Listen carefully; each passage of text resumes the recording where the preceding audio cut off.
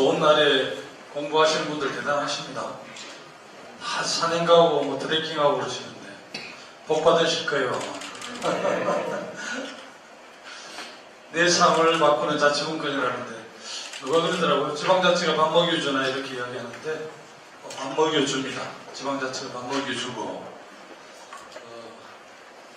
평화가 뭐나 이렇게 많이 묻는 사람들이 있는데 평화가 맞습니다. 그리고 경제고 우리 대한민국 미래이기도 하고요. 방금 제가 이제 마치고 나서 또 지역에 행사가 있어서 미리 사진을 찍었는데 사진 안 찍은 사람은 엄청 후회할 겁니다. 10년 후쯤에 사진 찍은 분들만 갱호실 검문 없이 보안 손님으로 모실 수 있기 때문에 엄청 선해요. 귀한 자리 마련해준 우리 김민석 원장님 감사합니다. 지난 당대표 경선에 제가 부족한 사람이 나가가지고 여러 사람 또 마음 부담 드리게 해서 송구스럽고요. 2012년에 제가 대선 경선에 한번 참여하면서 여러 사람 마음 부담을 드렸는데 이번에도 그런 우를 반복하게 돼서 송구스럽기도 합니다. 제가 씨름 선수 출신인데요. 씨름은 이제 3판 2승제, 5판 3승제, 이제 천하장사 같은 경우는 그렇게 하잖아요. 그런데 첫 번째 상대방하고 씨름을 했는데 제가 안따리로 당했어요. 그래서 두 번째도 안따리 들어오면 제가 방어를 할 수 있겠다 이렇게 생각을 하는데 두 번째도 안따리로 당하게 돼요. 제 이 정치 일정을 보면서 실수를 반복하게 지혜로운 사람은 한 번 실수에 다 이렇게 방어를 하는데 좀 어리석은 사람은 두 번, 세 번 실수를 해야 이렇게 자기를 고쳐 나가게 되더라고요. 그런 측면에서 제가 좀 순발력이 떨어지는 사람이라서 송구스러운데요. 우리나라 지방자치 역사가 지방의회는 91년에 기초강력의회를 우리 주민들이 직접 뽑았어요. 물론 48년, 50년 되는 지방자치가 엄면 동작을 뽑는 게 일부 있었지만 61년 군사 쿠데타 이후에 지방자치는 통일 이후로 박정희 대통령이 미루었기 때문에 쭉 유보가 되어 있다가 김대중 총재께서 단식을 내서 기초강력의회를 91년에 우리 주민들이 직접 선출했으니까 이제 27년이 된 거고 지방정부의 살림살이를 도맡아 하는 시장군수구청장은 시도지사는 1995년에 우리 5천 역사에 처음으로 주민들이 직접 집회를 뽑았는데 그래서 23년이 됐어요. 그래서 그냥 지방자치 25년 이렇게 통합 25년 이렇게 역사를 이야기합니다. 그래서 어떻게 보면 지방자치 태동기 25년 민선 1기에서 6기까지는 지방자치 태동기라면 이번 지난 6.13 지방선거에서 시장군수구청장 시도 기초강력 또 강력지방정부의 시도지사 된 사람들은 민선 7기의 이 지방자치를 책임지고 있는 분들이기 때문에 굉장히 우리 주민들의 기대도 높고 또 할 일도 많아져서 내가 23년 전에 처음 초대 군수 이대할 때는 좀 편하게 했는데 요즘 이 구청장들 굉장히 시장님들 군수님들 힘드신 것 같아요. 그래서 제가 참 좋은 지방정부 상임위원장을 맡으면서 지금 예산정책 협의회 하루 시도를 다 방문하고 있거든요. 어제는 전북도를 방문하고 울산하고 몇 군데만 남았습니다. 이해찬 당대표 당연히 당대표 모시고 가고 또 최고위원 전원들이 다 갑니다. 아주 특수한 일정이 있는 한두 분 최고위원 빠지고 당연히 이제 당 사무총장 정책위원장 지금 이제 예산정책 협의를 하러 가기 때문에 지금 조정식 사선위원이 있습니다. 국토교통 상임위원장까지 하셨는데 보통 사선하시면 예결위 간사를 잘 안 하는데 내년도 예산이 굉장히 중요하잖아요. 우리 문재인 정부의 3년차가 시작이 되기 때문에 그래서 지금 이제 예산을 놓고 지금 첨예하게 이제 국정감사 끝나고 싸우게 됩니다. 그래서 조정식 의원이 사선 중진 의원임에도 불구하고 이해찬 당대표께서 특별히 좀 맡기셨어요. 그래서 정책 협의를 다니는데 어제는 전북을 갔었는데 전북이 문재인 대통령 때나 노무현 대통령, 김대중 대통령 때 압도적으로 1위를 한 도거든요. 그런데 여하튼 뭐 새만금도 지금 29년 차 계속 투자만 하고 있고 실제 성과들이 안 나오고 있고 하기 때문에 그런 것도 있고, 전북이 그 농업사회 때는 주도적인 전남 전북이 농도였기 때문에 주도였는데 산업화 과정에서는 굉장히 밀려서 굉장히 소외 의식을 많이 갖고 있더라고요. 그래 어제 뭐 송하진 전북지사님이나 김성수 전주시장을 비롯해서 많은 분들이 엄청 많은 걸 쏟아내는데 그리고 또 군산위원장, 군산시장님들은 그 GM공장하고 또 현대조선소 폐업 문제 때문에 굉장히 지금 고용위기 지역이 돼 있으니까 뭐 굉장히 할 말이 많으셔가지고 막 쏟아내서 회의를 끊기가 좀 민망스럽긴 했는데 어쨌든 잘 듣고 왔고요. 또 당대표께서 잘 정리해서 우리 여당으로서 우리가 지원할 수 있는 것은 최대한 지원하기로 그렇게 했는데, 저도 이제 처음부터 지역운동을 하고 또 농민운동을 거쳐서 자치행정을 한 사람으로서 사실은 민선 7기 이후에 우리 지방자치가 좀 내용을 제대로 채워서 우리 주민들, 시민들의 삶의 질을 한 단계 끌어올리는 그런 지방자치가 됐으면 좋겠다는 생각을 많이 가지고 있고요. 중앙도 중요하지만 지방도 동시에 중요합니다. 그래서 정말 이번 공부 모임에 여러분들 정말 잘 들어오셨고 정말 축하를 드립니다. 이런 작은 경험들 나누는 게 나중에 지금 뭐 지방의회 의원도 계시지만 또 지방의회나 또 지역사회운동이나 또 지방정부를 직접 맡아 사시는 분들한테 큰 도움이 될 것으로 저는 그렇게 생각을 합니다. 이 사진은 제가 2012년에 우리 당의 대선 경선에서 패배하고 독일의 주요 정당 중에 지금 집권하고 있는 기민당이 있고 유명한 빌리 브란트 총리를 배출한 3인당이 있는데요. 그 3인당의 정책연구재단에 에버트 재단이라고 있습니다.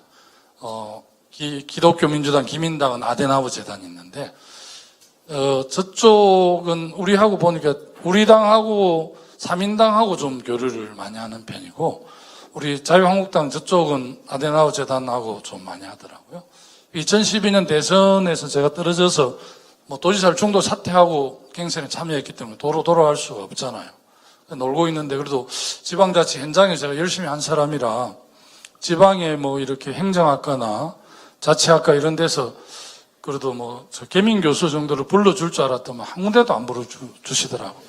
도지사 지나고 그 장관 지나고 이렇게 하면, 최고위원 지나고 하면 보통 뭐 이렇게 그 대학 총장으로 데려가기도 하는데 한 군데도 밉다고 그러는지 오라는 데가 없었어요. 그래서 한국에서는 저를 안 알아줬는데 그리고 독일이 좀 사람 볼 줄 알더만요.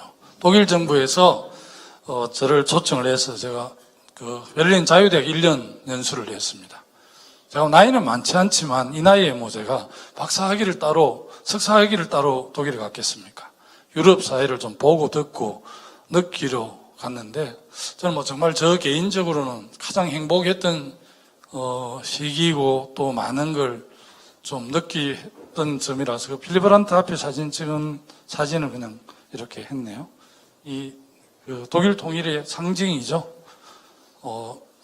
89년 베를린 장벽이 무너지고 이 브란덴부르크 양쪽으로 이 장벽이 있었습니다. 무너지고 90년 독일 통일이 됐는데, 독일 통일된 지 28년이 됐고 베트남은 좀 다른 방식으로 통일이 됐는데 40몇 년 됐습니다. 근데 지금 전 세계 유일하게 이 분단 국가인 대한민국 냉전 질서가 유지되고 있는데, 요즘은 이제 우리 이 문재인 정부에서 워낙 지금 남북 문제를 주도적으로 좀 잘 풀고 계시잖아요. 문재인 대통령 운전대를 잡고 계신데 뒤에 타는 손님들이 좀 참 독특하신 손님들이잖아요. 김정은 국무위원장도 그렇고 트럼프 대통령도 그렇고, 한 분은 오른쪽으로 몰아라 이렇게 요청하고 한 분은 왼쪽으로 갑시다 이러는데 그래도 잘 설득을 해서 균형을 잡아서 지금 잘 가고 있는 것으로 판단이 됩니다. 그런데 정작이 우리 한국 내에 이 남남 갈등들이 좀 있는 것 같아요. 이 분단의 냉전 질서의 기초에서 굉장히 기득권, 이권을 많이 얻은 사람들이 한국이 어떻게 보면 주류들입니다, 주류. 이러다 보니까 이 냉전 질서가 해체되는 것은 자기 생존에 아마 굉장한 이해를 느끼는 것 같아요.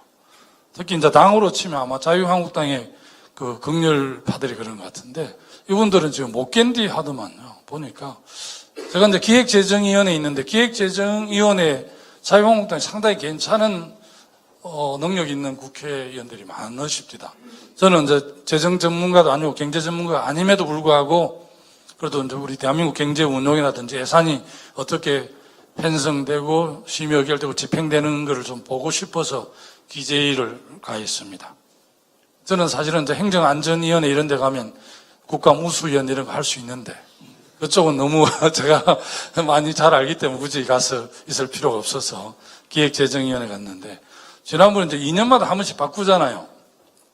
그래서 홍영표 원내대표께서 그런 마음을 먹었는지는 모르겠는데 우리 보좌관이 그 표가 큰일 났다고 지사님 상임위를 행자부 장관에서 행안이나 다른 쪽으로 옮기려고 기재에 이제 신청자들이 많았던가 봐요. 그래서 내가 이제 홍영표 원내대표를 만나서 그 이야기를 했어요. 근데 2년 동안 비전문가가 기재에 가서 2년 동안 듣고 보고 해서 조금 지금 알만해서 이제 3년 차부터 제대로 좀 활동하려고 하는데 내가 어디를 가냐? 못 간다. 이렇게 저 지원자가 많아서 뭐 이렇게 한데 나 못 갑니다. 이렇게 했는데 또 이제 마지막 배정하는 날 원내대표가 이제 상임위원장이들 상임위 배정 권한이 있어요. 원내대표가. 그리고 이제 원내대표는 수석 원내 수석한테 핑계를 댑니다. 진선미 수석한테 나는 괜찮은데 저쪽이었거든. 수석한테가 다 대표님한테 하지 자기는 안 한다고 이렇게 이야기하는데 하루 전날 또 우리 보좌관이 지금 뭐 좀 조짐이 안 좋으니 옮기라 그러는데 우리 보좌관 보고 내가 이 사람아 무소식이 희소식이라는 것도 모르나. 내가 안 간다고 홍영표 원내대표는 딱 잘라 말했는데 나를 다른 데 보내려면 반드시 미리 전화해서 양해를 김지사 김장관 이리 해서 보낸다고 내한테 양해를 구하는데 양해 구하는 전화도 안 왔을 뿐더러 지금 전화 오면 내가 받겠냐? 전화를 딱 끊었지. 그랬는데 다행히 홍영표 원내대표가 나를 봐줘서 지금 기재위 이제 3년 차 하는데 뭐 언론은 많이 보도 안 됐지만 제가 자료를 많이 냈어요. 국세청 한국은행에 이거 자랑질 같아요. 좀 미안한데 자료를 받아가지고 우리 보좌관들이 분석을 해서 이제 언론사에 냈는데 상당히 많이 보도를 해줬습니다. 대한민국이 서울공화국이라는 건 다 아시잖아요. 그런데 그 말은 반쯤 맞고 반쯤 틀려. 제가 보니까요. 대한민국은 서울공화국인 것 같은데 뜯어보니까 강남공화국이야. 미성년자 주식 보유, 미성년자인 손자들한테 할아버지가 자식들한테 상속을 안 하고 상속세를 2번 내게 되잖아요. 아들 80 먹은 할아버지가 60 먹은 아들한테 상속했다가 60 먹은 분이 80되면 다시 상속하면 상속세를 2번 내야 되니까 아들 딸을 생략하는 세대 생략 정여, 체납세, 세금도 제일 많이 나면 체납세도 제일 많고 다주택 보유도 제일 많고 주택을 팔고 양도하고 이렇게 해서 얻은 이익 10억 이상 이익을 낸 사람 전부 다 강남에 살고 있어. 강남에 압도적으로 살고 있고 그렇더라고요. 그래서 그런 자료들을 제가 이번에 많이 냈는데 혹시 모르겠습니다. 국가무수위원 시켜줄지는 잘 모르겠는데 어쨌든 넘어가야 되겠다. 잠깐만요. 이러다가 밤새겠다. 제가 하고자 하는 이야기는 기획재정위원회에 굉장히 활동을 잘하는 이름 대면 알아요. 위원들이 있는데 이분들이 경제정책에 대해서는 굉장히 해박하고 또 정세 없는 복지를 주장해서 스타된 사람도 우리 기재위에 있고 또 정부 재정정보원에 이브레인 들어가서 백스페이스를 2번 눌렀으니까 정보가 다 떴다고 해가지고 한 사람도 있어요. 그런데 나는 그분들을 잘 몰라서 모르겠는데 백스페이스 2번 치면 그냥 비밀요항으로 들어갑니까? 그리고 대문 열렸다고 들어가가지고 그냥 물건 훔쳐오면 돼요? 주인이 안방 문 열어놨다고? 안 되잖아요. 그래서 서로 이제 고소고발을 했는데 또 그쪽의 입장에서 보면 약간 이해가 되는 면도 없잖아 있긴 해요. 어쨌든 국민의 알 권리 차원에서 깐다는데 그 내용이 별로 없어요. 실제. 근데 좋게 해석하면 우리 정부 관료들이 굉장히 세금을 유효적절하게 썼다는 반증되기도 해요. 박근혜 이명박 정부가 막 가서 재정을 탕진한 게 아니기 때문에. 근데 그 기재위의 유명한 의원들이 남북 문제에 대해서 너무 경직되어 있는 거예요. 명색이 잘 나가는 국회의원들이 그 정도니까 우리가 문재인 대통령이 남북 문제를 풀어내기가 얼마나 힘들겠느냐. 주변 4대 강국 설득하고 이해를 구하는 것도 힘든데 국내 우리 반대하는 김성태 원내대표 이런 분들 되게 반대하잖아요. 제하고 김성태 원내대표가 58년 개태 친구인데 진주 사람이에요. 그래서 내하고 친한 친구하고 또 친한 친구더라고. 그래서 셋이 밥을 먹자고 그 친한 친구가 중간에 58년 갑자기 진주 남해 다 같은 서부 경남에 밥을 먹자고 약속을 잡을 시쯤 되면 또 김성태 원내대표 한 건 터뜨려가지고 먹기가 어려우지. 또 밥을 먹으려고 하면 또 먹기가 어려워져 지금 밥 못 먹고 있어요. 김성태 원내대표가 나하고 밥을 먹는 날이 이 한반도 평화에 기여하는 날일 건데 걱정이 됩니다. 이 거꾸로, 야, 차성은 유해진 날고 난다, 나라. 저 이장국 운수 영화 못 보셨죠? 보셨어요? 2007년에 나왔는데 그때는 손익분기점이 미달 한 180만 정도를 봤는데 이 사람들이 삼시세끼인가 나와가지고 스타가 원래 스타지만 삼시세끼 나가 스타가 된 뒤에 케이블 텔레비전에서 밤에 밤늦게 이장국 운수 영화를 많이 방영해 주더라고요. 제가 이 이장 출신 경력이 그리 중요할 줄 몰랐어요. 지금 제 경력이 이장, 군수, 도지사, 장관, 국회의원 이렇게 쭉 서잖아요. 그런데 그때 이장할 때는 잘 몰랐습니다. 제가 학교 졸업하고 고향 가서 동네에 역대 대대로 할아버지 때부터 동네에 신세를 많이 지었으니까 동민들 심부름 하겠다 이런 생각으로 마을 이장을 맡았는데 지금은 이게 가장 중요한 경력이 돼요. 제가 앞으로 국회의원 말고 다른 걸 하면 이장 때문에 될 거예요, 아마.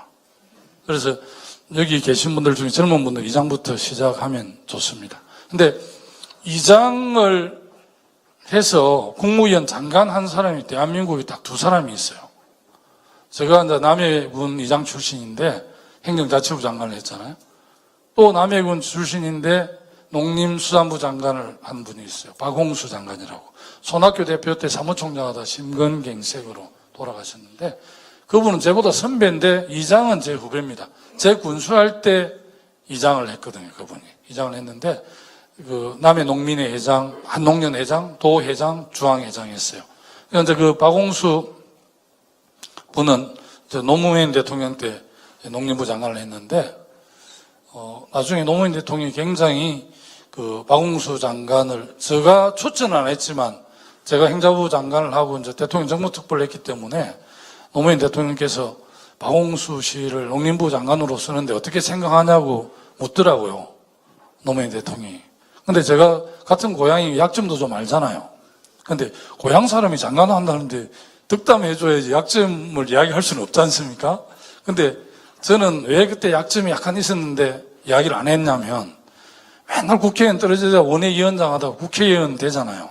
그럼 그걸 계기로 사람이 바뀔 수 있어요.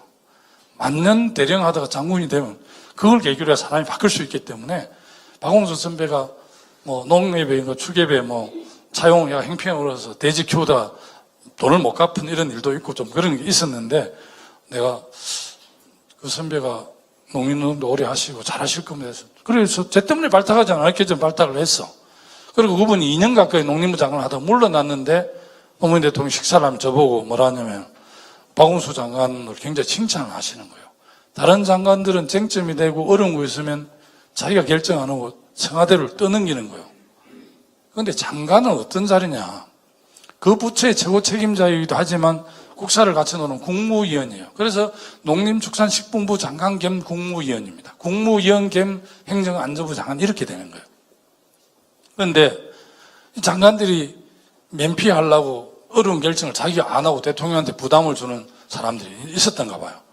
야, 박홍수 장관은 그런 점에서 자기가 책임 있고 하는데 참 괜찮았다고 하는데 내가 그때 그 축협에 돈 빌려가 안 갚은 게 좀 있다 이래가지고 장관 안 됐으면 어땠을까 싶더라고요.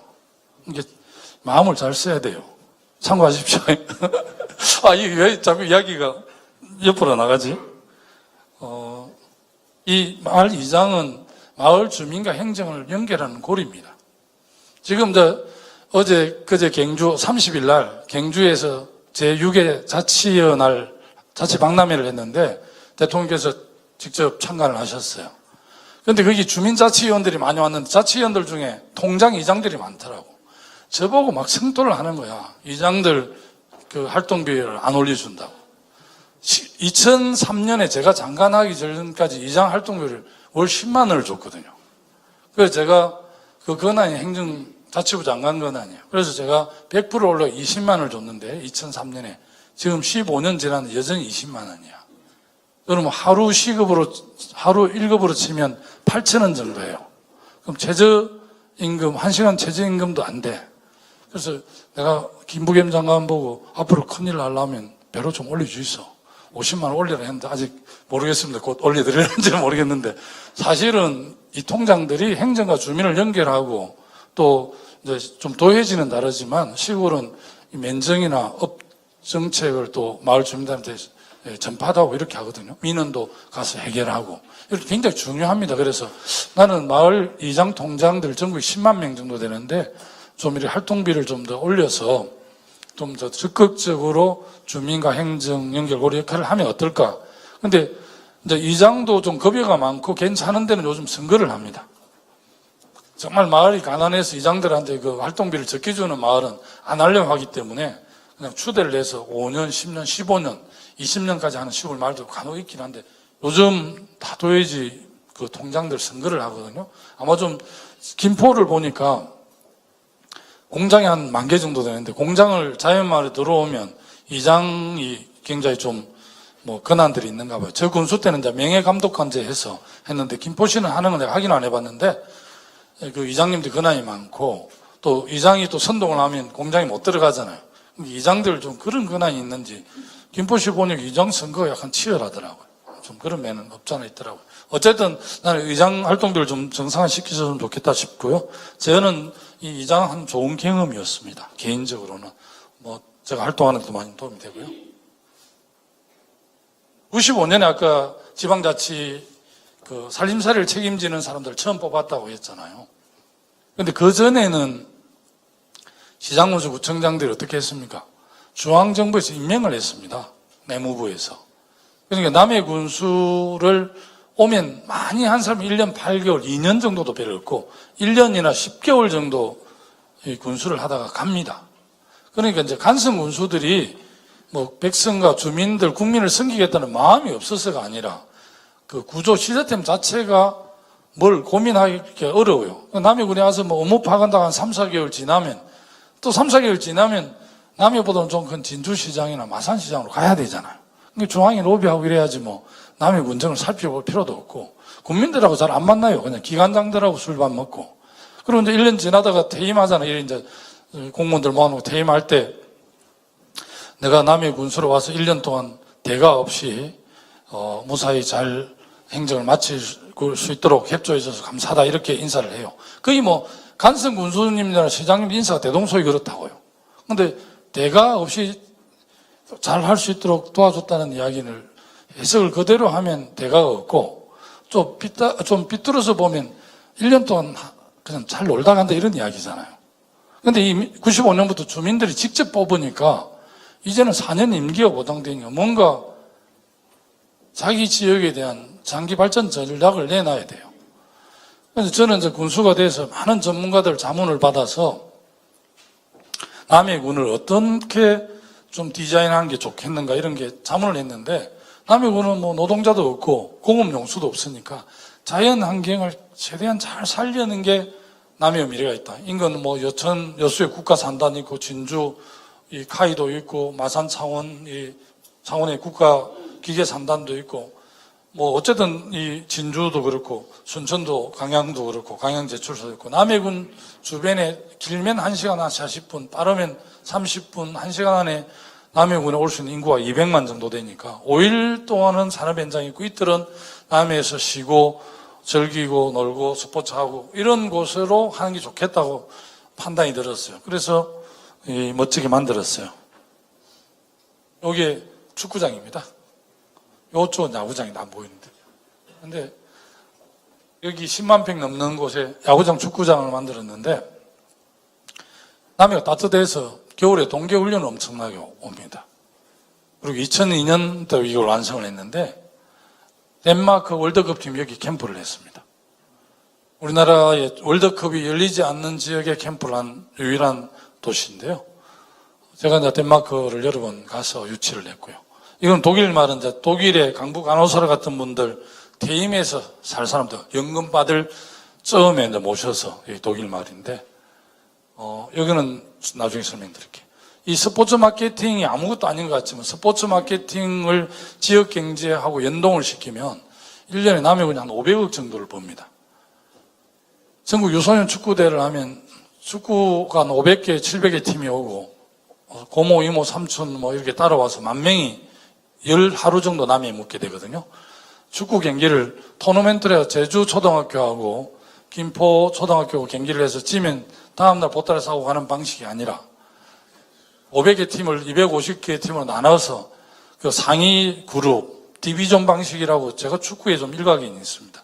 그래서 그룹별로 해서 그룹별로 하거든요. 그러니까 진 사람은 진 팀, 하위팀은 하위팀, 중위팀은 중위팀, 상위팀은 상위팀대로 경기를 열흘간 하는데 하루는 중간에 쉽니다. 소를 잡아 잔치를 해서 이렇게 하시고 하니까 진 팀도 갈 수가 없어요. 왜?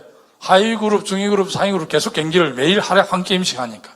남해군이 교통이 불편합니다. 지금은 교통이 좋은 편인데, 근데 왜 여기를 그 당시 20년 전인데 왜 여기를 왔느냐? 무슨 요인이 있어야 오잖아요. 바로 이 잔디구장입니다. 이 성인 잔디구장은 초등학교 경기는 공식 경기는 다 절반을 해서 2개 축구장이 됩니다. 여기 8개 있고 남해군 초등학교 10개 있으니까 20몇 개 되니까 500개 팀이 다 리그전을 잔디구장. 축구 대표들도 그것도 파주 트레이닝이 있을 때가 없어서 모르겠는데 100만 되는 도시도 잔디구장이 없잖아요. 남해군에 함께 인구 5만에 예산 2천억에 잔디구장이 한 20개 있으니까 축구 감독들이 뒤로 자빠졌지. 놀래가지고. 그러니까 이제 자기 유소년 축구대 1회 마치고 자기 시군에 돌아가서 구에 돌아가서 얼마나 졸었겠어요. 시장님 군수구청장을. 남해군에 그 가난한 군에도 죽은 잔디구장이 한 20개 있는데 도대체 우리는 뭐냐니까 전국에 잔디구장이 수백 개가 생겼습니다. 그래서 제가 그 공로로 잔디구장을 크게 보급한 공로로 정몽준 회장으로부터 축구 유공 감사패를 받지 않겠습니까? 아, 이거 자랑하네. 이런 아이디어를 그러면 제가 공부를 많이 하고 뭐 본 게 많아가 제 아이디어로 다 한글로 되어 있는데 실제는 오늘 고백하면 다 전국의 전문가들이 경남 남해군의 젊은 이장 출신 군수가 딱 열린 마음을 가진 놈이 있는데 벨놈이 하나 있는데 가면 아이들을 잘 사준다 이런 소문이 나니까 전국에 다 아이들을 가져오는데 예산 2천억밖에 안 되니까 아이들을 살 수가 없잖아요. 몇 개의 아이들을 사니까 그냥 히트를 하는 거야. 우리 김포도 지금 굉장히 역동적인 도시인데 국회의원이 집행권이 없잖아요. 입법부는 행정부 해놓은 일을 이런 행정부가 합니다. 예산도 행정부에서 예산을 편성을 합니다. 어디 쫙 편성. 올해 470조 5천억을 지금 국회에 제출해 놨습니다. 그걸 이제 국회의원들이 심의를 합니다. 이게 적절한지 아닌지. 우리 더불어민주당은 정부가 낸 예산은 470조 5천억이 매우 적절하다고 지금 보고 있는 중인데 자유한국당은 매우 부적절하다 해서 20조를 깎겠다 뭐 이런 이제 큰 소리를 치고 있는데 20조는 잘 못 깎습니다. 깎으면 자기 지역도 깎이기 때문에 못 깎고 그럼 국회의원들이 엄청 막 일을 하는 것 같은데 470조 중에 국회의원이 할 수 있는 게 겨우 1%. 4조 7천억. 많으면 한 5조 정도. 그렇게 될까도 잘 모르겠어요. 그걸 이제 빼고 뭐 정액하고 감액하고 이렇게 해서 이제 또 국회의원들이 또 뭐 해야 될 사업들이 있잖아요.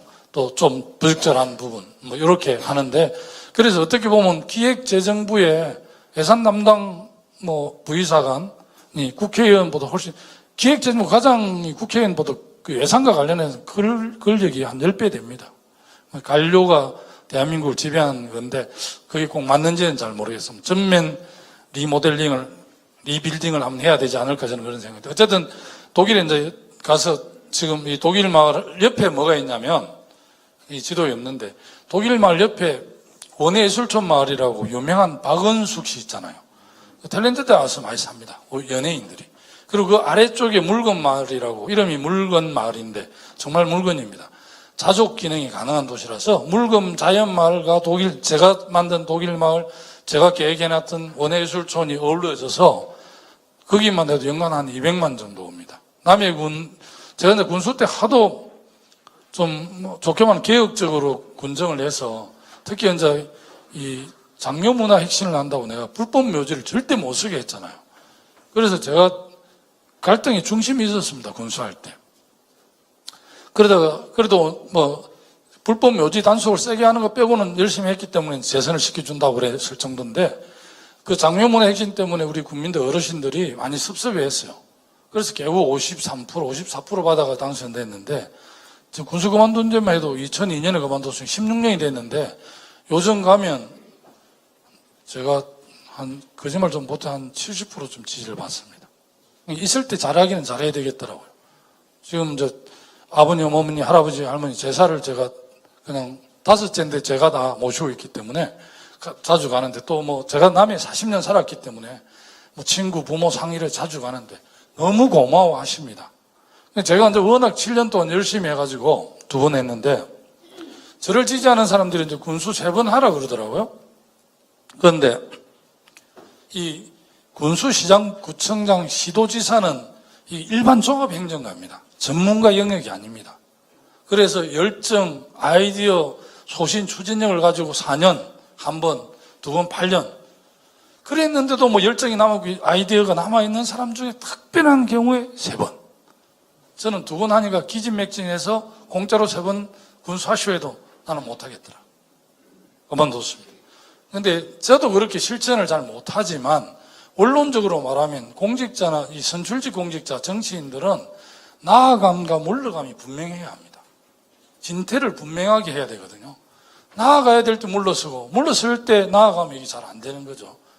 제가 이제 2012년을 해고해 보면 그럴 때는 그때 문재인 후보 열심히 도와주고 물러서야 될 때 제가 나가서 뭐 한다고 하니까 2등도 못하고 손학규 대표한테 밀려 3등 했잖아요.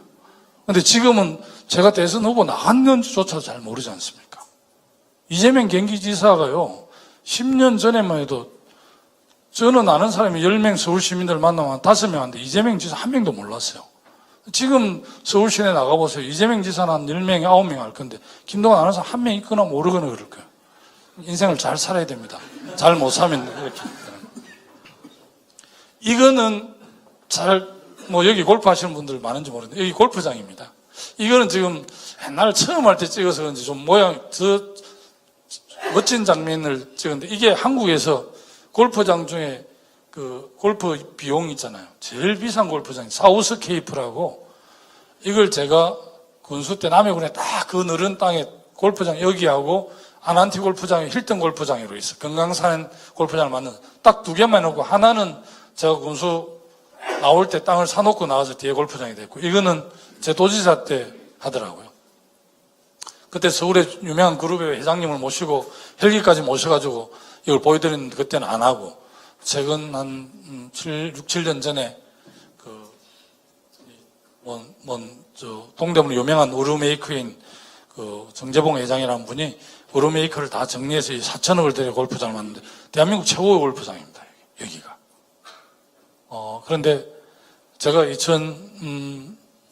1995년에 군수에 당선돼서 다 그때 2030 비전 2020이라 해서 이걸 다 만들어놨는데 그 설계 하에서 움직이더라고요. 그러니까 첫 번째 민선 시장, 군수, 구청장, 시도지사 되면 이 비전 설계를 좀 잘해야 됩니다.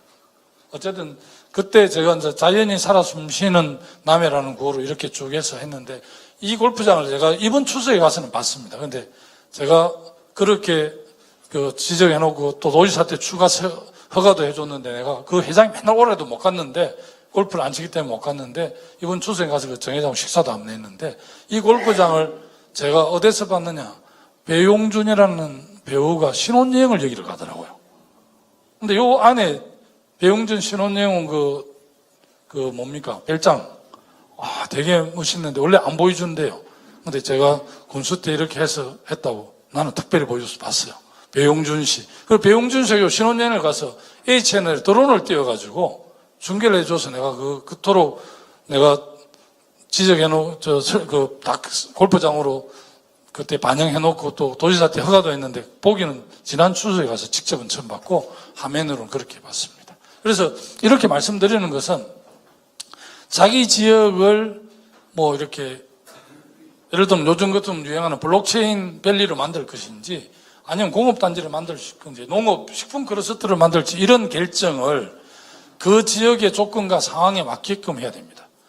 지방자치를 하는 가장 큰 이유가 서울에서 남해군, 순천시, 뭐 시남, 무안, 경북, 어성, 청도, 충청도, 뭐 괴산, 음성 이런 걸 잘 모릅니다. 그리고 중앙 일간지에 조선일보, 동아중앙 주요 일간지에 지방기사 1년에 한두 건 나올까 말까 합니다. 다 중앙 논리로 중앙 관점에서 보도하고 그렇게 하잖아요. 그런데 대한민국 분명히 지방하고 중앙이 같이 가자는 미래가 없습니다. 노무현 대통령이 그토록 균형 발전과 지방 분권을 강조하고 세게 했지만 미안을 가지러 남았어요. 그리고 이명박 박근혜 정부에서 지방은 없었습니다. 이제 문재인 정부 들어서 다시 이제 그 노무현 대통령 당신이 못한 걸 마무리하려고 하는데 지금 남북 문제가 이 문제가 너무 북미 남북 문제 이 환경이 급변하다 보니까 정승환 위원장이 이제 역할을 많이 하고 계신데 문재인 대통령께서 생각은 분명히 있으시지만 시간을 많이 못 빼요. 그래서 국가균형발전위원회 송재호 위원장, 정순관 자치분권위원장, 우리 김부겸 행정안전부 장관, 또 우리 참 좋은 지방정부위원장, 위원들 이 당정청이 하나가 돼서 해야 돼. 제가 참 좋은 정부 상임위원장 된 지 얼마 안 됩니다. 그래서 지금 지방분권과 균형발전 차원의 당정청 회의를 지금 구상하고 있고요. 최고위원 중에 박강원 의원이 제가 담당하고 있는데 어쨌든 이렇게 설명하는 건 자랑 같지만 남해는 이렇게 해야 되는 거고 강양은 포석고 강양제 출소가 있으니까 철강이 요즘 어렵기도 하고 요즘 다시 숨통이 좀 트인다는데 그 조건에 맞게끔 하는 겁니다. 그래서 226개 제가 있을 때는 234개의 시군구였습니다. 지금은 이제 청주 청원군하고 청주시하고 통합이 되고 마산 창원 진해가 통합이 되고 뭐 성주군하고 순천시가 통합이 되고 이렇게 지금 226개 기초지방정부가 있고 17개 강력지방정부였습니다. 제주는 특별자치시고 제주는 특별자치도입니다. 제주는 인구가 30만 밖에 안 되지만 미국의 워싱턴 DC처럼 정치, 행정, 수도 그렇게 되는 의미겠죠. 그래서 이 지방자치가 잘해서 자기 지역 조건과 상황에 맞는 내재적 발전 전략을 하면 그게 국가 경쟁력이 되고 대외적으로는 내부적으로 정부 경쟁력이 됩니다. 그래서 굉장히 중요합니다. 경기도가 인구가 1,300만이 좀 넘잖아요. 넘고 경기도의 지역 총생산이 아프리카 50개 나라 중에서 제일 GDP 국가 총생산 높은 나라가 남아연방인데 남아공화국인데 우리 돈으로 한 560조 두 번째가 이집트인데 510 몇 조고 경기도가 지역 총생산 530조가 된다고. 그러니까 경기도는 거의 웬만한 나라입니다. 사실은. 또 중국은 보면 중국도 워낙 223개 성이 커서 우리는 또 다르지만 강동성 그 심천하고 강주가 있는 강동성이 있잖아요. 강동성 GRDP입니까? GDRP입니까? 이 지역 총생산이 우리 국가 총생산 비슷할 겁니다. 그렇게 돼 있는데 어쨌든 그렇게 하는 게 중요하거든요. 그래서 균형 발전과 분권이 중요합니다. 그런데 왜 수도권에 지금 그렇게 분권과 균형 발전 강조해도 서울에 이렇게 집중되느냐? 서울에 사람과 정보와 돈이 다 서울에 몰려있기 때문에 그렇습니다. 그래서 우리 노무현 참여정부가 강력한 지방 분권을 했을 때 수도, 신행정 수도 옮긴다고 했을 때 이석 변호사 누구였죠? 그분이 간섭법을 들어서 그 법제처장했죠. 이석연이구나. 이석연 이명박 정부 법제처장이 그때 그 위헌 소송을 해가지고 신행정 수도 청와대 국회 옮기는 거는 이 간섭법에 헌법이 위반된다 해서 간섭법이 말이 안 되는 어쨌든 논리를 근데 그래서 세종시가 이제 행정중심 복합도시로 바뀐 겁니다. 그때 제가 이제 행자부 장관 때 만든 법이 그 국가균형발전특별법하고 지방분권특별법, 신행정수도건설특별법이었는데 그거는 정리가 신행정수도건설특별법 행정중심 복합도시로 바뀌었고요. 제가 주민투표법을 도입을 했는데 지금 오세훈 서울시장이 서울시 주민투표에 의해서 그 요건이 못 차가지고 사퇴를 했잖아요. 그리고 제주특별자치도가 탄생한 거, 청주시하고 청원군이 통합한 거, 원전 에너지를 계속 쓸 때 나오는 중저준위 폐기물을 보관하는 방사성 폐기물 처리장을 군산에 지을지 경주에 지을지도 투표를 해서 경주로 갔죠. 이게 이제 제가 만든 주민투표법에 의해서 통과가 됐는데요. 저는 그건 굉장히 행정부 장관으로서 자랑스럽게 생각을 합니다. 또 하나는 국가균형발전특별법이라고, 국가균형발전을 하려면 말만 되면 안 되잖아요. 돈이 따라가야 되잖아요. 그래서 균특외계라고, 국가균형발전특별외계라고, 균특외계가 지금은 지역특별, 지특외계, 또 이름이 바뀌었는데, 최근에, 제가 만들고 예산은 1년 뒤에 5조였는데, 15년 흘렀는데, 올해 10조 몇천억이더라고요. 그래서 너무 좀 국가균형발전 예산이, 균특외계가, 지역발전특별외계가 너무 예산이 적어서 좀 아쉽긴 한데, 어쨌든 그렇게 했다는 말씀을 드리고요.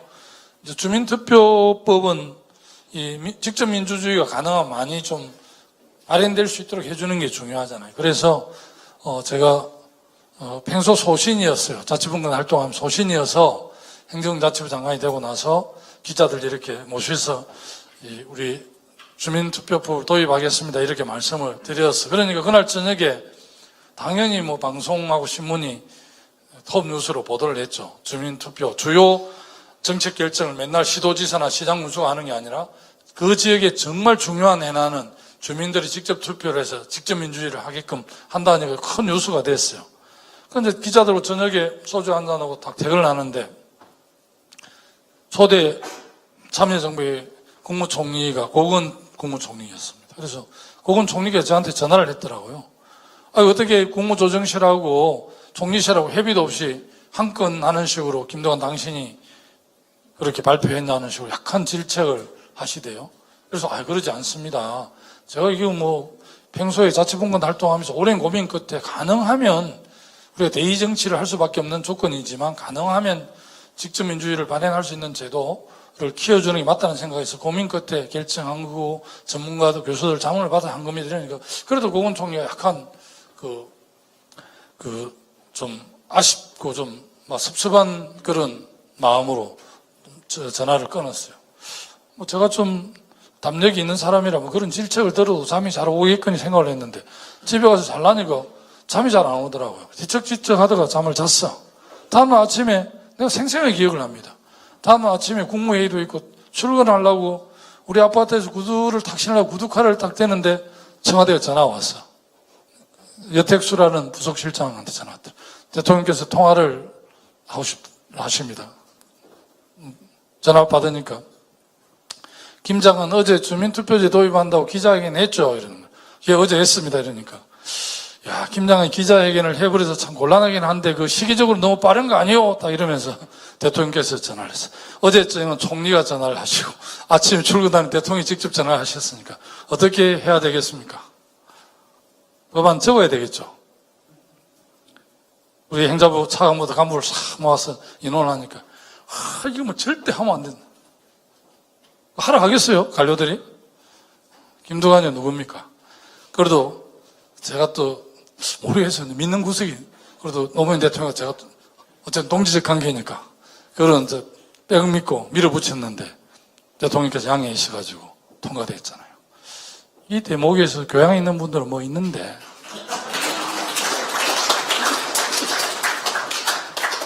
잘했죠? 엎드려 절 받기다.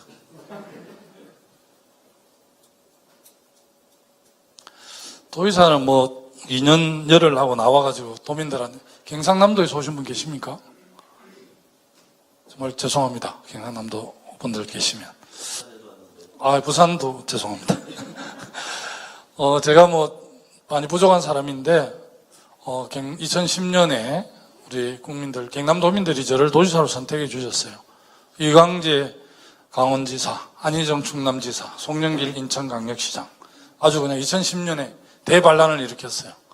우리가 압승을 했는데 도지사 4년 동안 열심히 잘했으면 참 좋았을 건데 그냥 중간에 제가 중도 사퇴하고 우리 당이 대선 경선에 참여하면서 그만뒀는데 제가 그 부분은 늘 도민들한테 사죄를 드립니다. 지금도 평생 제가 열심히 해서 갚아도 못 갚을 겁니다. 그 죄는. 어쨌든 근데 저는 제가 도지사를 하면서 도의회에 한 번도 제가 빠져보지 않았습니다. 시도지사 도의회, 시도의회 출석률 100% 해가 신문도 안 나고 했는데 저는 저 혼자보다는 350만 도민들이 뽑은 59명의 도의원의 값이 저보다는 늘 크게 생각하는 의회주의자입니다. 근데 저는 의회주의자인데 군의원, 도의원, 국회의원 일 안 오고 그냥 이장, 군수, 장관, 도지사 일이 집행하는 것만 그것도 그리 마음먹은 대로 잘 안 되더만요. 그렇게 와버리는데 어쨌든 저는 그 당시는 무소속이었습니다. 2007년 정동영 우리 당의 후보가 대선 패배하고 나서 제가 당적을 정리했거든요. 그런데 2010년에 굳이 민주당에 우리 경남에 있는 제야 어른들도 들어오지 마라 그래서 민주당, 민주노동당, 국민참여당하고 시민사회하고 종교계 이렇게 해서 범야권 단일 후보로 제가 나간 겁니다.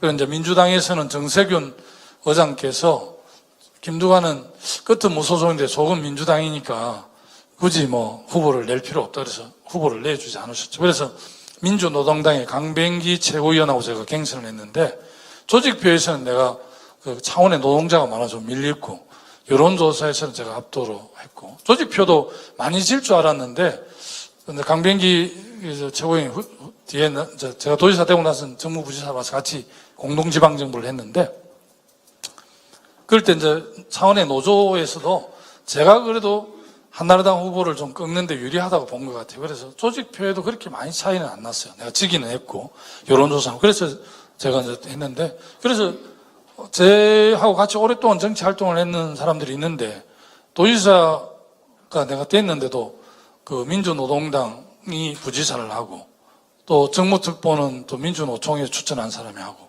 또 산하기관이 한 15개쯤인데 이렇게 나누다 보니까 제하고 열심히 한 10년, 20년 따라다니던 사람들 거기 보직을 못 받았습니다. 그 사람 중에 고재성 씨도 계신데 지금은 부산대 양산치과대학병원에 아마 감사로 가 계시다고 들었는데 그것도 저는 힘이 못 됐고 잘 모르겠으면 경남에 김경수 지사님이 좀 도와주셨는지 잘 모르겠는데 그렇게 가 계신데 미안하고 오늘 보니까 반갑고 한데 어쨌든 이렇게 해서 처음으로 야권 공동지방정부를 구성했습니다. 그게 나는 개인적으로 좀 의미가 크고요. 또 이 노인들 틀니 보급사업 보호자 없는 병원도 의료개혁 시민연대 시민사회단체의 정책 제안을 받아서 우리가 채택을 했습니다. 제가 군수 때도 그랬고 도주사 때도 그랬고 이게 이제 민주도정협의회라는 게 협치 모델인데요. 제가 독일 가서 중요하게 배운 것도 정책 개성 문화, 성계 문화하고 이 연합 정치를 주로 공부를 했는데 어쨌든 우리가 경남에서 최초로 했고 남경빌지사는 독일식으로 말하면 대연정을 한 겁니다. 저는 소연정을 한 셈이고. 이게 좀 넘어가 버렸구나. 시간이 어찌 됩니까? 그냥 무조건 이야기해도 되나요? 나중에 시간 되면 이야기해 주세요. 내가 지금 시계를 안 가지고 있습니다. 독일 가서 독일 이야기를 조금 하겠습니다. 독일 베를린 자유대에 가서 그때 마침 손학규 대표, 김항식 총리도 제 옆방에 와 있었는데요. 독일 베를린 대학에서 이만한 공간을 연구실을 줘서 저는 특별한 일이 없으니까 웬만하면 연구실 나오고 두 어른들이 바쁘니까 초청 받아갔는데 저는 이제 에버트 재단에서 영국의 페비안 회표라든지 스페인의 몬드라곤이라든지 스웨덴 노르웨이 또 벨기에 브뤼셀은 EU 본부 이런 걸 전부 다 연결을 해줬으면 네트워크를 통해서 연결을 해줘서 많은 이야기도 듣고 있는데 그래서 저는 이제 독일은 합의제 민주주의 아닙니까? 대통령이 존재하지만 총리가 정권을 갖고 있는 체제인데 또 강력한 연방 지방 분권 국가입니다. 16개 연방주가 거의 주지사라고 안 하고 독일에서는 주를 그냥 총리를 하더라고요. 옛날 과거에 쭉 올라가면 신성 로마 제국 때는 한 600개 분국이 되어 있었잖아요. 그리고 유명한 한자 동맹인가 라인강 따라가면서 다 세금을 내니까 도저히 무역을 못 해먹어가지고 이제 동맹을 맺어가지고 요즘 말하면 FTA처럼 해서 10분 남았습니다. 그렇게 하는 기억이 나는데 어쨌든 독일이 왜 이렇게 좀 안정이 돼 있고 정치가 좀 안정돼 있고 사회가 그렇게 좀 밝은가를 제 나름대로 쭉 보니까요. 독일이 이제 라인강의 기적 뭐 이런 이야기를 하잖아요. 그래서 우리가 그런 이야기를 하면 독일 사람들 중에 좀 이야기를 해보면 라인강의 기적에 동의하지 않습니다.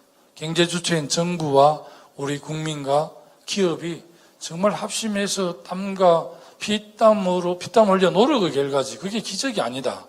이렇게 이야기를 합니다. 그렇게 하고 특히 그 사회경제적 약자에 대해서 굉장히 많이 배려를 하잖아요. 제 형도 이제 독일에 강부로 가고 또 형수님도 간호사 결혼해가 독일에 한 13년 살다 나오셨는데 처음에 형이 강부 일을 하다가 주말에 시내를 나가서 처음에 놀랬대요. 너무 독일이 선진국이라는데 장애인들이 많더라는 겁니다. 독일이 너무 장애인들 많대. 순간적으로 잘 이해를 못했던 거죠. 그 당시 이미 장애인들이 휠체어를 타고 대중교통을 이용하게끔 시스템이 잘 돼 있으니까 장애인들이 사회 일반 시민과 동등하게 장애인과 비장애인 구별 안 될 정도로 시스템을 갖춰 놓은 거죠. 우리나라는 중증장애인들, 지체장애인들이 나가도 나갈 수가 없잖아요. 휠체어도 뭐 문턱이 많지 뭐 안 돼 있으니까 다 집에 그냥 계시게 하니까 길거리에는 장애인들이 안 보이죠.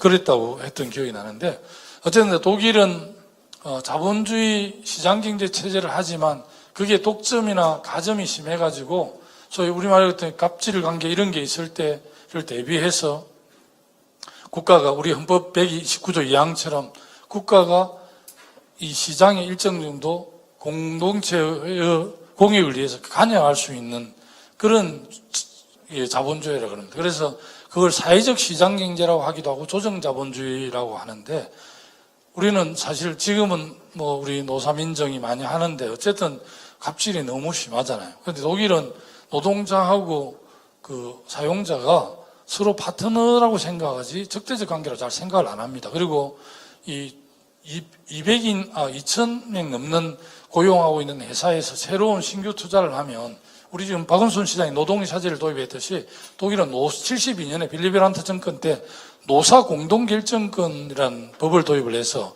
중요한 거는 다 이렇게 같이 결정하게 돼 있고 경영을 다 오픈하니까 투명하니까 회사 직원들이 노동자들이 이 회사가 얼마나 이익을 남기고 이런 걸 잘 압니다. 무리해서 요구도 안 하죠. 그래서 그 노사 뭐 이런 협의 이런 걸 워낙 많이 하잖아요. 파업을 해도 우리 같이 이렇게 세게는 안 하고 다 합리적으로 하는 거죠. 근데 우리는 서로 이제 에스컬레이터에 대가 세게 하는 거고 독일은 그렇게 하는데 어쨌든 제가 본 독일은 그 정권이 바뀌더라도 주요 정책을 승계합니다. 그 유명한 빌리 브란트의 동방 정책을 처음에 독일에서도 우리 퍼주기처럼 그런 논란들이 있었지만 코일 정부 기민당이 정권을 잡고 나서 더 많이 동독에 지원을 했잖아요. 그래서 사실 89년에 베를린이 무너지고 90년 독일 통일이 됩니다. 그 1년 전에 빌리 브란트 총리가 서울대에 강연하면서 독일보다는 한반도가 더 통일이 빠를 거다는 이런 이야기도 뭐 농담인지 진담인지 했다는데 실제 지금 우리는 이런 상태고 독일은 이미 30년 가까이 돼서 지금 거의 동독의 5개 주가 서독의 11개 주의 80%, 90% 가까이 소득이 따라 올라왔거든요. 그럴 정도로 이제 그 통일이 잘 됐는데 어쨌든 그 정권이 바뀌도 좋은 정책은 승계하는 겁니다. 물론 이제 조금만 이야기를 하면 이 빌리 브란트가 동방 정책을 할 수 있었던 것은 초대 총령 아데나우가 오는 쪽으로 세게 했거든요. 철저하게 친서방 정책을 통해서 프랑스, 영국, 미국으로부터 막대한 엄조를 받았습니다. 또 베를린이 터져야 될 전쟁이 한반도에 터짐으로 해서 또 뭐 많은 이득을 받고요. 그래서 이제 이 친서방 정책을 통해서 빼먹을 거 다 빼먹었다고 생각한 빌리 브란트는 소련과 동구 사회주의하고 교류 협력을 통해서 독일의 미래를 열어가야 되겠다고 한 거죠. 어느 쪽 세계에서 이제 이쪽으로 한 겁니다. 그래서 좌우 균형을 맞춰서 독일이 오늘날 유럽의 최고 강국이 된 거죠. 김대중 대통령이 그런 말을 했습니다. 여기는 소가 농가는 걸 잘 안 봐서 모르실 건데, 우리 세대는 알 건데, 소가 일을 하다가 이제 좀 힘들면 중간에 겨울에 소를 몰아 넣으면 이제 그 풀을 뜯어먹는데, 오른쪽 풀을 다 뜯어먹고 나면 왼쪽 풀을 뜯어먹고, 왼쪽 풀을 다 뜯어먹고 오른쪽 풀을 뜯어먹잖아요. 그러니까 미국, 영국, 프랑스 지원받고 그 정도 또 하고, 또 그래 소리 나고 불같이 맺고 해서 가스를 싸게 가져오고 이랬잖아요. 그래 우리도 좀 그래야 되는데 우리는 그렇게 잘 안 되지 않습니까? 여러 가지 여건 조건이. 그리고 또 그 동방정책도 그랬지만 하르츠 계획이라고 슈레더 총리가 하르츠 비전 2020이라고 하르츠 계획이라고 해서 연금을 좀 축소를 하고 노동시장을 좀 더 해고와 고용을 조금 더 자유롭게 유연성을 발휘한 정책이 하르츠 계획인데요. 그랬으니 어떻게 되겠습니까? 연금으로 사는 우리 같은 민주노총, 한국노총, 서민들이 당연히 지지를 철회했죠. 그래서 다음에 바로 총선에서 슈레더 총리가 떨어졌습니다. 최근에 한국 김소연 대표하고 결혼해서 화제가 된 분인데 그분이 떨어졌는데 자기 지지 기반을 배반하는 정책을 채택했으니까 왜? 독일이 그렇게 하지 않으면 독일이 굉장히 어려워진다 본 거죠. 그래서 콜 총리가 물러나고 슈레더 총리가 물러나고 총리 된 사람이 메르켈입니다. 지금 독일 총리하는. 메르켈이 취임 연설에 뭐라고 그랬냐면 슈레더 총리의 하르츠 계획을 존중한다. 그리고 그대로 했습니다. 그래서 독일 유럽 경제 위기를 극복하고 지금 유럽의 우뚝 선 리더 국가가 됐잖아요. 이걸 보면 우리도 이제 서서히 그렇게 됩니다. 시장군수구청장들도 앞에 시장군수구청장 했던 거 무조건 갈질하는 사람 많았어요. 초창기는. 근데 지금은 앞에 시장군수구청장 시도지사들이 했던 정책 중에 잘한 정책을 개성해서 마무리를 잘해주는 사람은 훨씬 더 시민들이 좋아합니다. 앞으로 시장군수구청장 되면 반드시 그렇게 하셔야 됩니다. 앞에 시장이 예산을 방만하게 운영했거나 정책이 아주 잘못된 거는 당연히 손절매를 해야 합니다. 잘한 정책은 승계를 해야죠. 선거 때야 각 당에서 후보를 공천하니까 선의의 경쟁을 하지만 선거 끝나고 나면 5천만 모두의 대한민국 대통령이고 1,000만 서울시장이지 박원순 시장 찍은 절반만 나는 시장하고 절반 나누고 초창기 어떤 사람이 있었는지 압니까? 시장 군수를 뽑았는데 동네 다 잘 알잖아요. 저 사람 나를 지적하는 사람 다 아는데 축제날 시장님이 이제 동네 축제에 와가지고 막 시민들이 많이 모였는데 자기 지지한 사람 악수 사가고 다 지지 않은 사람 빠져가지고 그 사람이 또 재선된 사람도 있습니다. 진짜 코미디 같은 일인데 저는 그렇게 하면 안 된다고 봅니다. 대한민국이 정말 이 남북 문제나 이 동북아의 주도 국가가 되려고 그러면 저는 개혁적 보수와 합리적 진보가 압도적 다수를 차지해서 대한민국 미래를 열어가야 된다고 생각하고요. 헌재에서 통진당을 해산했잖아요. 독일에서 나치당인가를 해산한 전력이 있다는데 저는 헌재 결정을 존중하면서 한편에 아쉽게 생각을 합니다.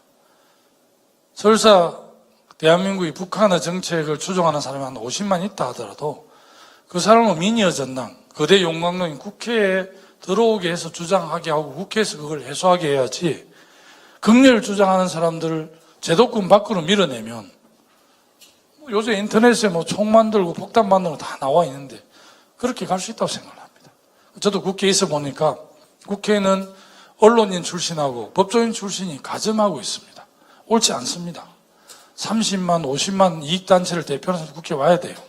그래서 국회의원 숫자도 좀 다른 데로 흘렀는데 심상정 지금 정치개혁 특위위원장이 주장하는 저는 전적으로 동의하는데 240명 지역구 120명 비례 연동형 비례해서 360명을 하는데 우리 국민들 국회의원 쳐죽이놈이 되어 있으니까 이게 한 명 늘리려면 쳐죽이려고 하거든요.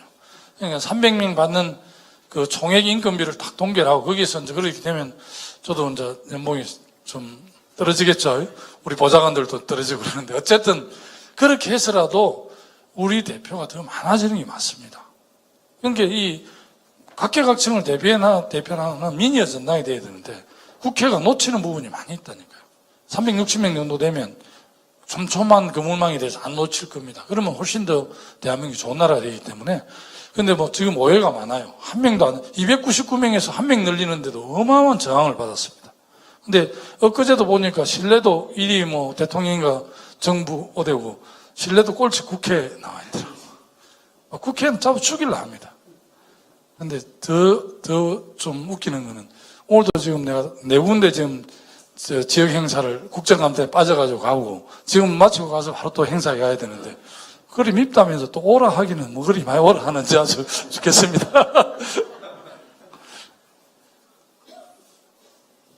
정책 개성하고 그 여야가 큰 일에 대해서는 연합 정치를 해야 됩니다. 근데 이제 진짜 남북 통일 이런 문제는 자유한국당, 정의당, 바른정당, 우리당 다 같이 해야 돼요. 뭐 국내 경제정책이야 싸울 수 있는데, 그래서 지방 분권 국회 와서는 이제 이런 일들을 좀 하고 합니다. 하는데 아직까지 여건이 성숙하지 않아서 김부겸 장관 강연 내일인가 오시죠? 다음 주 오면 세게 이야기하세요. 질의응답 시간에. 기대가 큰데 기대 만큼 해줘야 앞으로 잘 봐주겠다고. 하여튼 어쨌든 많이 어렵습니다. 자치분권 아까 오전에 이야기했을 것 같은데 19개 부처 66개 법률 571개 사무를 지방정부로 내려보내는데 사무만 내려보고 돈을 안 내려보면 안 되잖아요. 그 사무 이양에 따른 그 비용을 재정분권을 통해서 내려줘야 됩니다. 국세, 지방세 뭐 지금 8대인데 7대3, 6대4까지 문재인 대통령께 가게 한다니까 우리 당에서도 뒷받침을 잘해서 그렇게 하도록 하겠습니다. 참 좋은 지방정부 이제 맡았습니다. 그래서 우리 지방정부위원회 활동하실 분들은 앞으로 같이 인원하시면 됩니다. 되고요. 뭐 이런 법안들 좀 공공기관 지방 이전에 대해서 시도지사들 간담회 굉장히 관심이 많더라고요. 노무현 대통령이 정말 잘한 게 핵심 도시입니다. 핵심 도시가 지금 194개인가가 있는데 전체 공공기관 한 500개 전후 되거든요.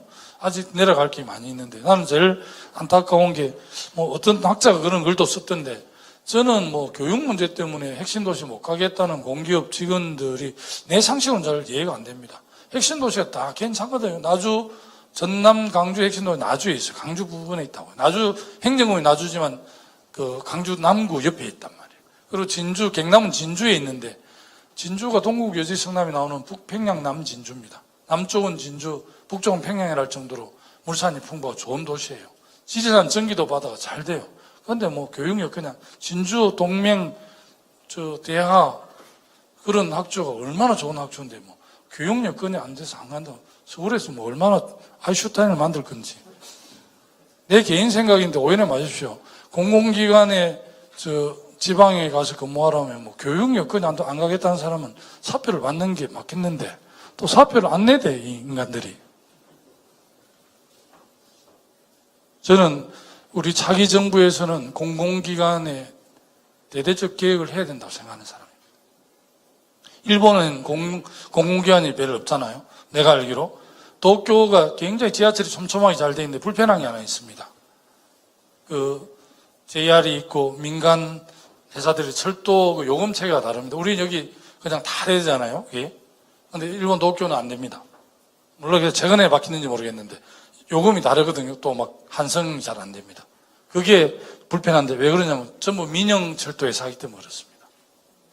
그리고 제가 현장을 좀 아는 편인데 사실은 산업단지 100만 평을 뭐 2천억을 가지고 민간 건설회사가 만들면 2년 6개월을 만드는데 우리 뭐 특정 공기업을 지명하지 않겠는데 그 공기업에서 한 6년 걸립니다. 6년.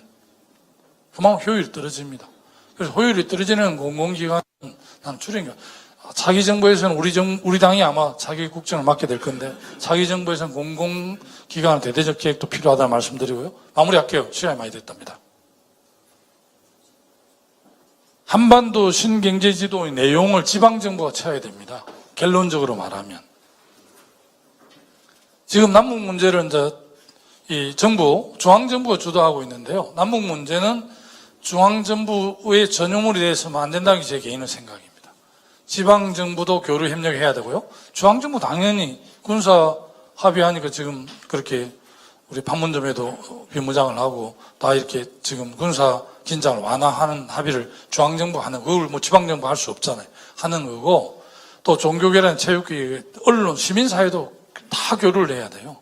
왜 지방정부와 교류가 중요하냐면 통일이 되면 중앙정부가 다 북한을 정부 계획이 있거든. 충무 계획 이런 게 다 그런 걸 하는 겁니다. 작게 2050, 2029입니까? 그런 게 다 북한에 특별한 상황이 생겼을 때 우리가 어떻게 하는 그런 것들이 들어있는데요. 지방정부까지는 상세히 없는 것 같아요. 제가 보니까. 예를 들면 저쪽에 우리가 만약 우리 주도에 통일이 돼도 우리 주도 통일이 되면 교육 문제도요. 저쪽 분들이 다 교육할 수 없잖아요. 동독, 서독 사례를 보면 서독의 교사들이 가서 동독 행정부를 다 맡아서 합니다. 물론 보조는 그쪽 사람들이 초기에 했지만 예를 들면 북한도 도를 양강도, 자강도, 항해북도 다 만들었어요. 강원도. 원래 강원도는 좁은데 더 키웠단 말이에요. 딱 이게 38선을 접으면 딱 되게 돼 있습니다. 그래서 경상남도하고 항해북도하고 딱 자매 결연하면 됩니다. 부산광역시하고 청진시하고 하면 돼요. 항해북도하고 충청북도하고 하면 됩니다. 충청북도, 그러니까 예를 들어서 교육지는 어떻게 하느냐. 충청북도 청주시 청주초등학교하고 항해북도의 도청소유 사리원입니다. 사리원 임급 인민 초급 학교하고 자매 결연을 해서 학교의 학용품이나 선생님들 이런 걸 다 그렇게 해서 해야지 중앙정부가 언제 교육부가 다 이렇게 못합니다. 그래서 지방정부 교류를 활성화해 놓으면 나중에 통일 비용이 훨씬 더 줄어듭니다. 그래서 정말 아까 농담반 진담반 했지만 정말 평화가 밥이고 경제고 자치분권이 밥먹여줍니다.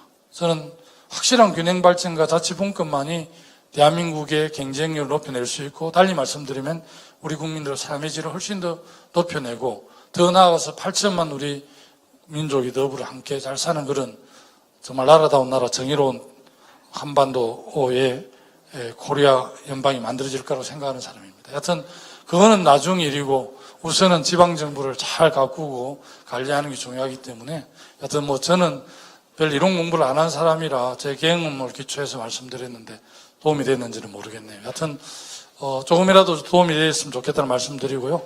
여러분들이 우리 당의 미래고 대한민국 희망입니다. 열심히 해주시고 저희 국회에서도 철저하게 반성하면서 잘하도록 그렇게 하겠습니다. 고맙습니다.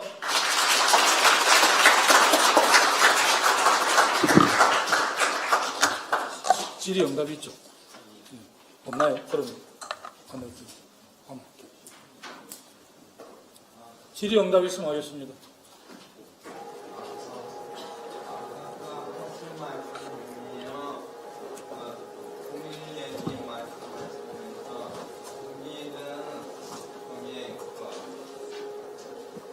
아까 통일 말씀하시면서요, 통일은 선진국가인데 장인들이 많다고 하셨잖아요. 예.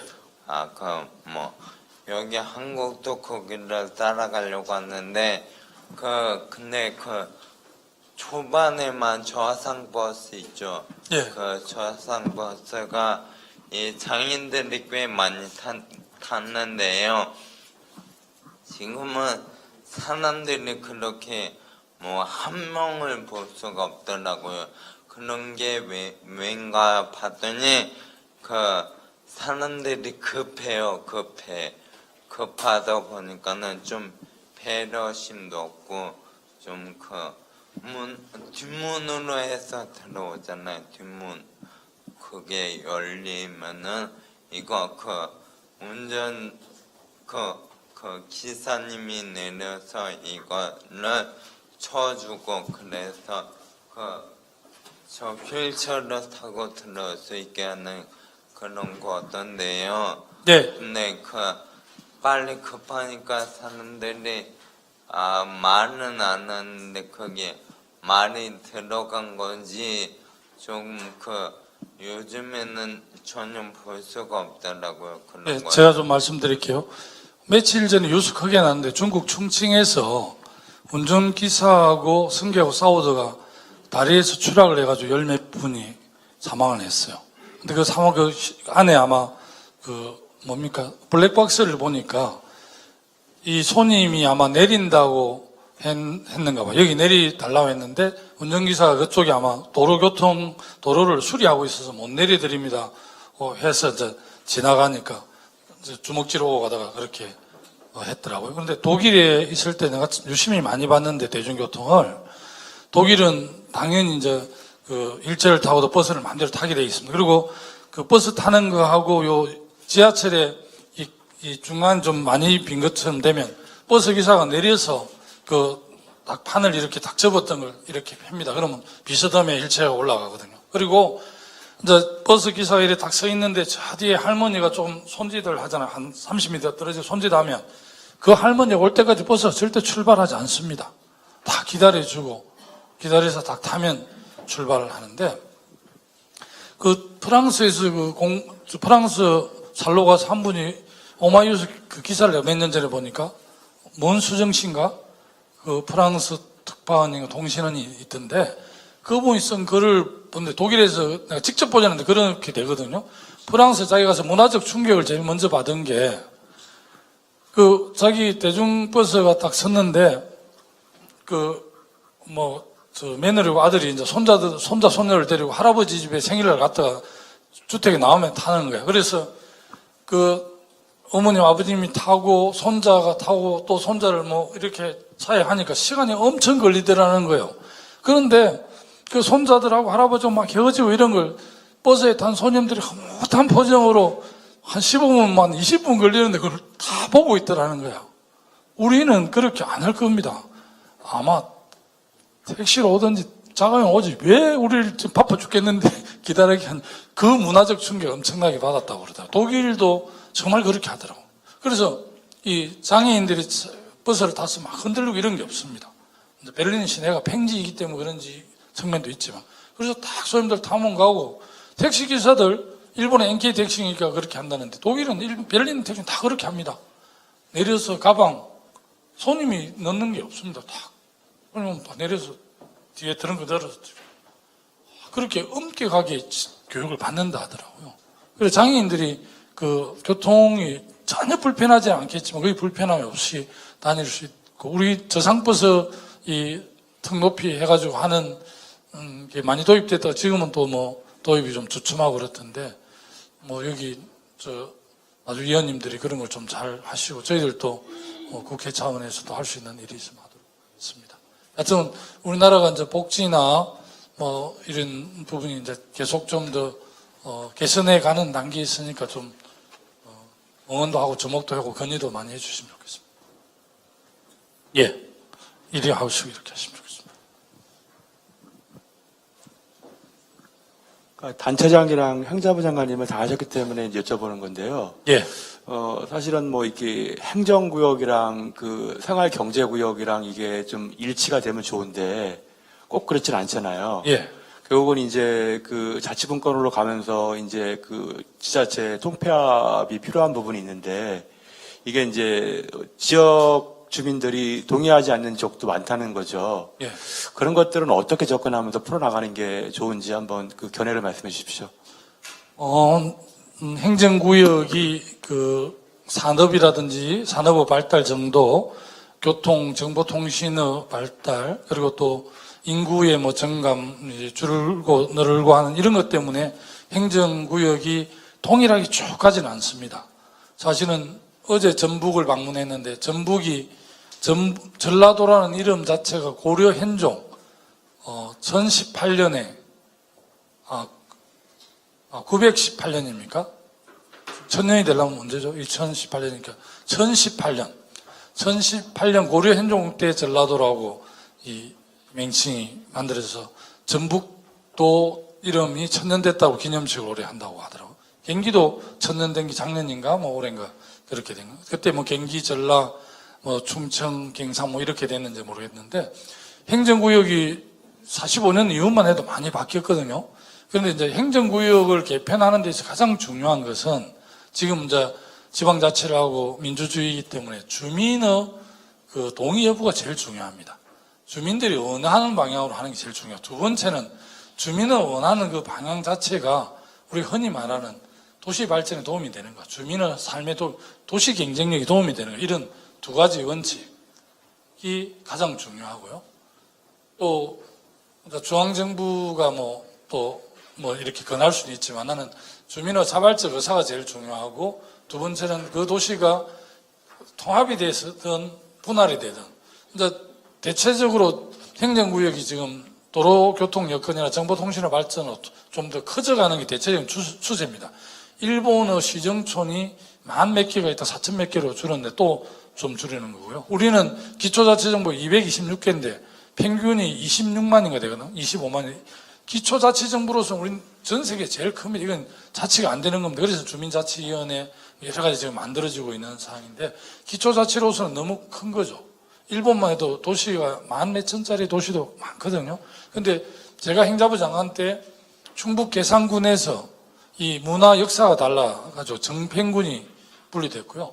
논산시에서 군사도시인 계룡시가 분리 선결을 했습니다. 그래서 최근에 10주년 때 제가 계룡 명예시민하고 그 정평 명예군민으로 뭐 조그마한 상패를 하나 받았는데 그때는 그 도저히 이게 국민들이 융합이 안 되고 맨날 갈등이 있고 역사와 문화가 다르니까 신라 삼국대도 달랐는데 아마 이렇게 오면서 근대 오면서 그걸 통합을 한 것 같아요. 그래서 바깥의 대체적인 추세는 행정구역을 키우는 쪽으로 갑니다. 지금 정보통신 이런 거 발전 때문에. 그런데 중요한 건 말씀드렸듯이 그 국민 시민들 중요하고 또 요 서울도 보면 서울 인근 여기도 보니까 그 생활권하고 행정구역 안 맞는 데가 꽤 많이 있죠. 아마 그래서 주민들이 우리는 뭐 서울로 갈란다, 우리는 뭐 성남시로 갈란다, 뭐 이런 케이스가 많이 있는데 그것도 주민들이 다 이렇게 의견을 모으면 근데 이제 또 다른 그 시의회에서 성남시의 일부가 서울로 가려고 그러면 성남시의회에서 동의를 해야 되는데 그 지역 출신 의회의원은 동의하지만 다른 시의원들이 그거 떨어져 나오면 우리 성남시의 시세가 죽고 이러기 때문에 안 된다 이렇게 해요. 그래서 그 행정구역을 통합하고 조정하는 게 쉽지는 않습니다. 그러나 꼭 해야 되는 거는 또 해야죠. 그런 원칙으로 하면 될 것 같습니다. 예.